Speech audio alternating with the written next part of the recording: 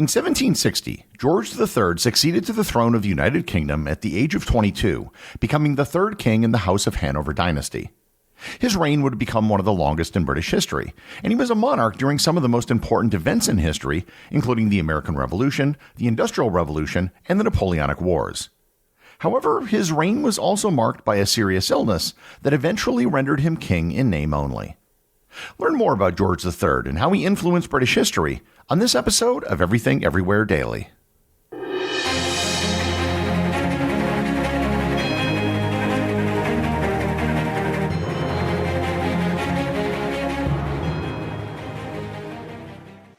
This episode is sponsored by ButcherBox. If you've been listening to this podcast long enough, you know I like to share some of the creations I've made with my ButcherBox shipments. Today I want to tell you about my latest creation, meat muffins. I take a package of ButcherBox ground beef and mix it with shredded cheese. I then put it in a cupcake tin, filling it about 3/4 of the way full, and then on top I'll pour a scrambled egg mix. I put it in my air fryer for about 13 minutes at 390 degrees, and the result is ground beef muffins. Quick and easy to make, and you can put them in the fridge for later. And if you'd like to try this recipe out yourself, you are in luck, because today ButcherBox is giving my listeners free ground beef for the life of your membership, plus an additional $20 off your first order. Use my link, butcherbox.com/everywhere, and use code everywhere to get free ground beef for life, plus $20 off your first box. That's butcherbox.com/everywhere, code everywhere. This episode is sponsored by Heaven Hill Bottled and Bond Bourbon. I recently had the chance to try Heaven Hill Bottled and Bond, and I can attest to its exceptional aromas with hints of caramel and vanilla intertwining with its oakiness, which provide a well-rounded flavor profile. Taking a sip is akin to experiencing a piece of bourbon history firsthand. Heaven Hill Distillery may be America's most quintessential bourbon distillery. Established in 1935 after the end of Prohibition, the distillery was established by the Shapiro family and has remained a family-owned distillery to this day. In 1897, Congress passed the Bottled in Bond Act, which set forth strict rules for any bourbon labeled bottled in bond. Heaven Hill Bottled in Bond Bourbon goes beyond the stringent requirements of the law by aging its bourbon for 7 years, not 4. The end result is a gold medal-winning bourbon that truly stands out. Available nationally, look for a bottle at your local store. Heaven Hill Bottled in Bond. Heaven Hill reminds you, think wisely, drink wisely.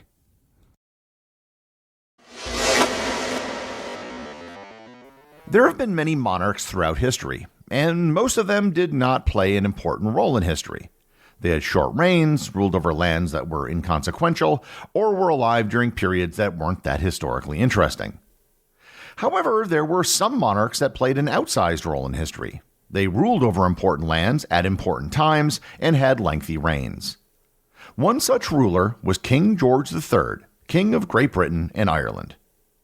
George was born George William Frederick on June 4, 1738, in London.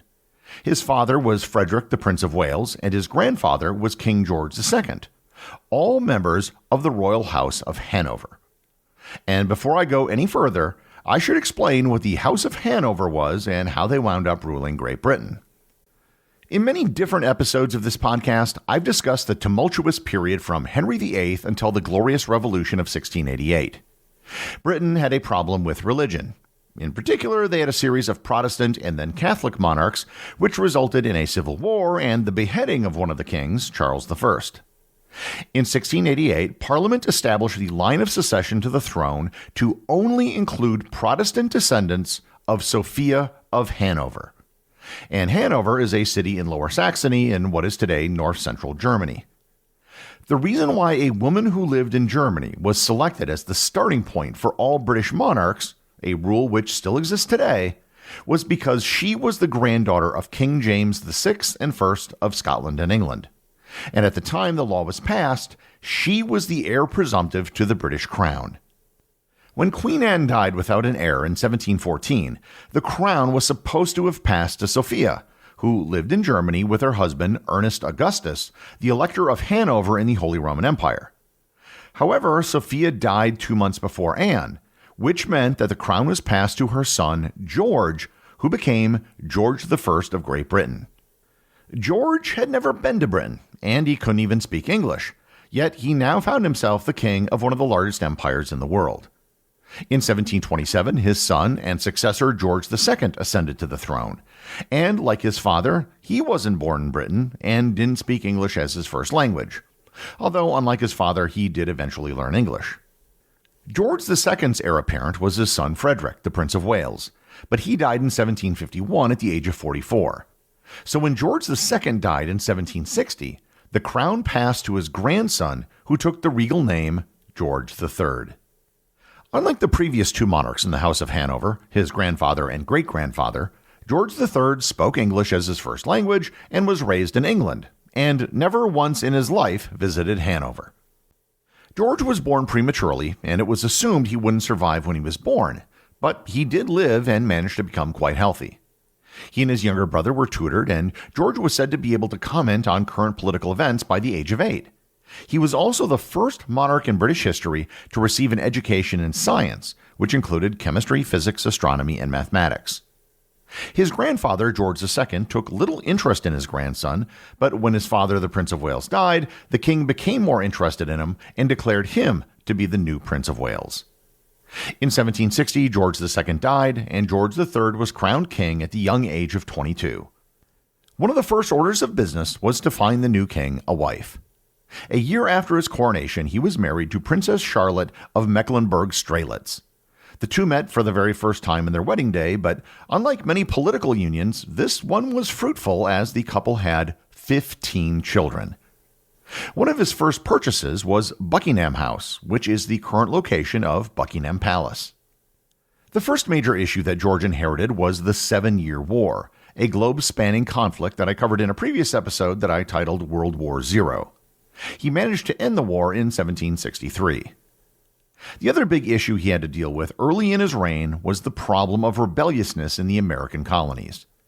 Beginning in 1764 with the Stamp Act, which taxed all paper products, a series of taxes increased resistance among the colonists. George became the focus of the colonists' anger. He personified all of their grievances against the British government.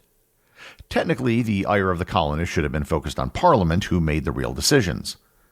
While the Americans characterized George as a tyrant, in reality he mostly just supported the actions of his prime ministers, although, to be sure, he did support the efforts to keep the colonies under British rule.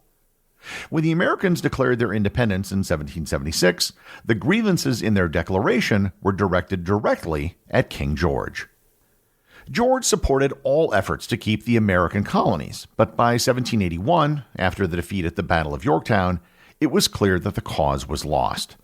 At this point, he actually wrote an abdication letter to renounce the crown in the face of the disaster in the colonies, but he never had to deliver it. He didn't appear to have fully accepted the independence of the United States until 1785, when he welcomed John Adams as the first American minister to London. He is reported to have told him, quote, "I was the last to consent to the separation.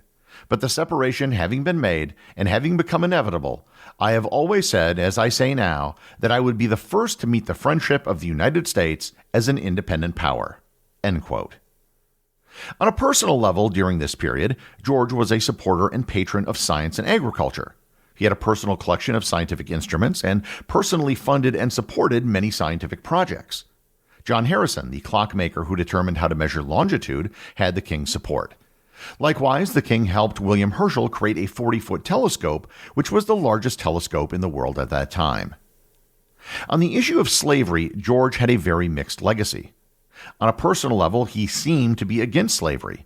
He was never personally involved and never invested in any company that took any part in slavery.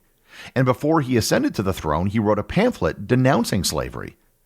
However, once he took office, he supported the efforts of the London Society of West India Planters and Merchants to delay the ending of slavery, an effort at which they were successful for a full 2 decades. Then, in 1807, he approved legislation that banned the sale and transportation of slaves.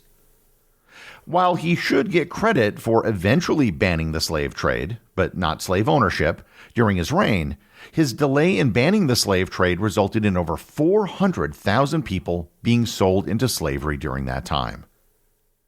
Politically, he had periods when Parliament and his prime ministers were in flux, and he also had periods of longer-term stability. In his first 10 years of his reign, he had 6 prime ministers from both the Whig and Tory parties. In 1770, however, Lord North became prime minister, a position he held for a full 12 years. Then, after several more transitional prime ministers, in 1783, William Pitt the Younger became prime minister for 18 years. From 1801 to 1812, there were more short-term prime ministers, followed by Robert Banks Jenkinson, who served for 15 years. Beyond the American Revolution, the thing that George III is best known for was, sadly, mental illness.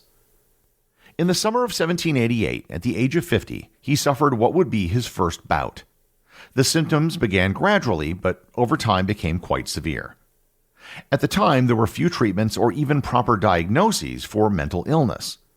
He was sent to a spa to recover, but his condition only got worse. He would often speak for hours on end, not making any sense, often foaming at the mouth.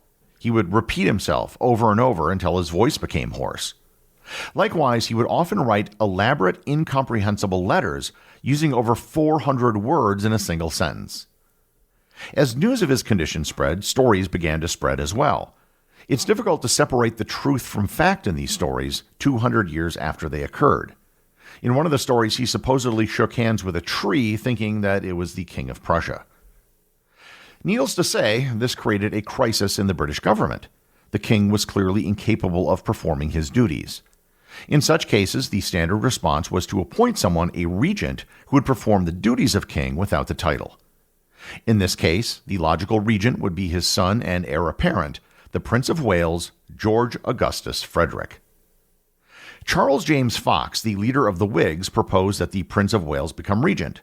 However, the Prime Minister and leader of the Tory party, William Pitt the Younger, was concerned that if the Prince of Wales became regent, he would be pushed out of power. The Whigs eventually did put forward the Regency Bill in February 1789. However, soon after the bill was proposed, the king recovered. George III had other small relapses in 1795, 1801, and 1804. During this period, there was no formal regency bill that assigned power to the Prince of Wales, but informally, more and more responsibilities were placed upon him.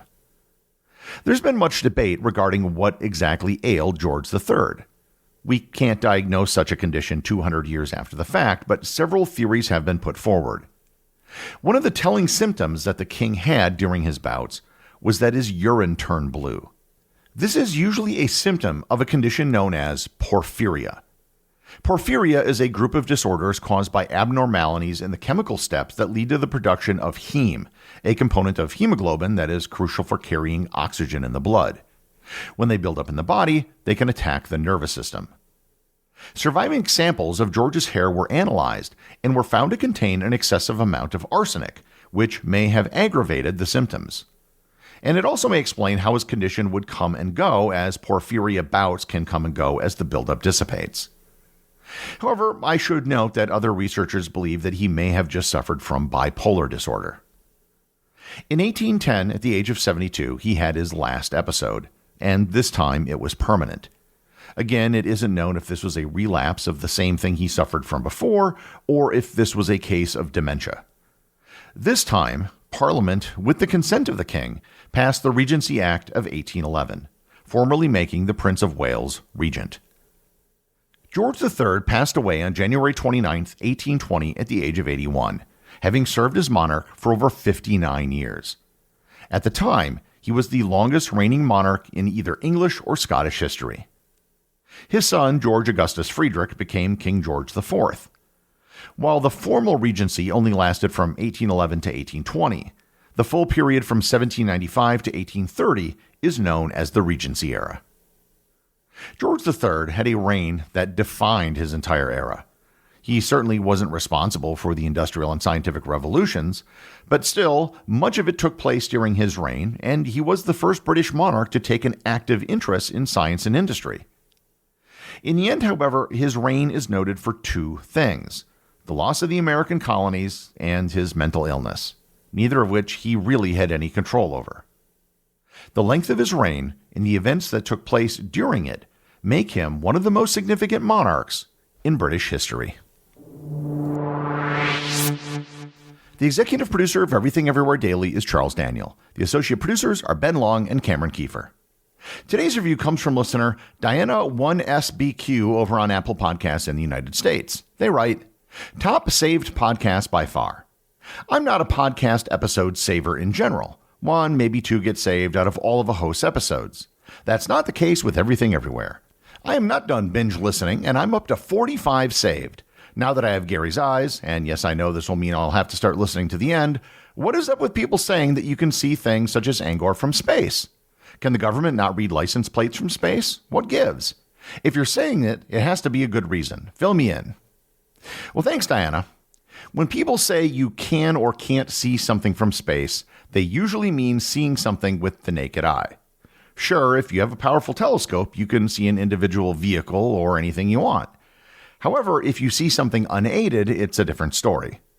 It's very difficult to see any individual object from space unaided. However, you can see evidence of human activity, such as entire cities and lights. In the case of Angkor, you don't see the individual buildings, but rather the outline of the entire complex. Remember, if you leave a review or send me a boostagram, you too can have it right on the show.